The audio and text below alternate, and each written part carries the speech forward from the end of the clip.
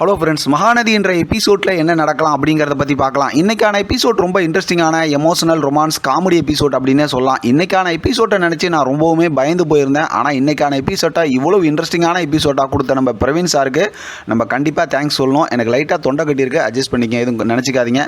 இன்றைக்கான எபிசோடில் பார்த்தோம் அப்படின்னா விஜய் வந்து அந்த காவேரிக்கு அடிப்பட்ட இடத்துக்கு வந்து ஆட்டோவில் போய் இறங்குறாரு. போனதுலேருந்தே பார்த்தா காவேரி மேலே இருக்க அந்த பாசத்தில் கோவப்பட்டு பேச ஆரம்பிச்சிடுறாரு.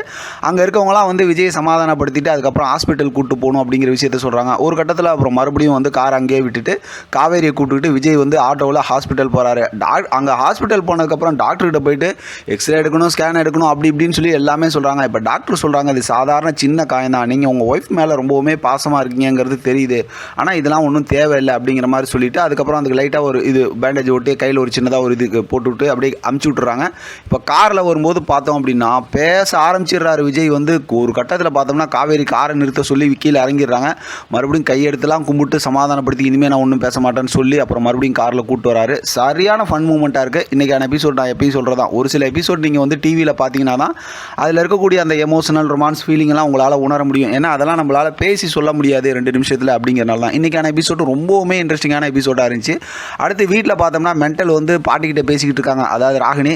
அந்த நேரத்தில் பாட்டி வந்து சிறப்பாக ராகினியை வச்சு சம்பவம் செஞ்சு விட்டுறாங்க. இவங்களாம் உட்காந்து பேசிக்கிட்டு இருக்கும்போதே பார்த்தோம் அப்படின்னா விஜயும் காவேரி வராங்க. காவேரி கையில் அடிபட்டு இருக்கிறது இதெல்லாம் பார்த்துட்டு பாட்டி பதறாங்க. உடனே பார்த்தோம்னா ஒழுங்காக ஓட்டலாம்ல டிரைவிங் அப்படி இப்படின்னு சொல்லி இவங்களும் காவேரி டிரைவிங் பண்ணதை பற்றி திட்ட ஆரம்பிக்கிறாங்க. அடுத்து தாத்தா வந்து அவங்களும் திட்ட ஆரம்பிக்கிறாங்க. இதெல்லாம் கேட்டுக்கிட்டு இருக்கிற ராகினி லைட்டாக அப்படி சிரித்து கிண்டல் பண்ணுறாங்க.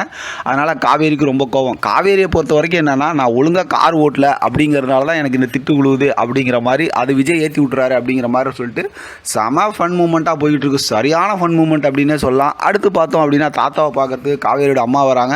சரி, காவேரியை தான் பார்க்க வந்திருக்காங்கன்னு பார்த்தா நாங்கள் அடுத்து தனியாக வீட்டுக்கு போகணும், ஏன்னா குமரன் கங்கா தனியாக இருக்கிறதுக்கு ஒரு ரூம் வேணும் அப்படிங்கிற மாதிரி ஒரு முக்கியமான விஷயத்தை பேசுகிறாங்க. அது செம இன்ட்ரெஸ்டிங்காக இருக்குது. அந்த நேரத்தில் பார்த்தோம்னா காவேரிக்கு அடிப்பட்ட விஷயத்த சொன்னதுமே எல்லாரும் வீட்டில் இருக்கவங்களாம் வந்துடுறாங்க. அப்பயும் பார்த்தா காவேரி எல்லாம் கூட்டு சேர்ந்து திட்டிகிட்டு இருக்காங்க.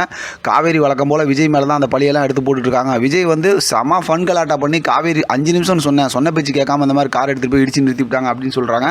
சரியான காமெடி மூமெண்ட்டாக இருந்துச்சு. நான்லாம் இன்றைக்கான எபிசோடில் ரொம்ப பயந்து போயிருந்தேன். எந்த அளவுக்கு பயந்தேன்னா, ஐயோ என்னமோ குழப்ப போகிறாங்க ஸ்டோரி அப்படின்னு.